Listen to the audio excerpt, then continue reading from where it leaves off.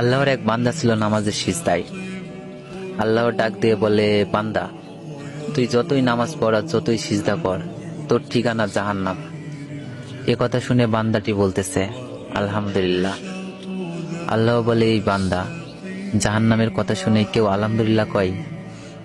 বান্দা বলে, আল্লাহ, জাহান্নামের মালিকও তুমি, জান্নাতের মালিকও তুমি। তুমি আল্লাহ যদি খুশি হয়ে আমাকে জাহান্নামও দাও, আমার আপত্তি করার কোনো অধিকার নেই। আল্লাহ বলতেছে, বান্দা, জাহান্নামে গেলে তুই পুড়ে যাবি, তোর কষ্ট হবে। বান্দা বলতেছে, আল্লাহ, কষ্ট শুধু আমার হবে না, তোমারও হবে। আল্লাহ বলে, বান্দা, তুই পুড়বি জাহান্নামে, আমার কষ্ট কেন হবে?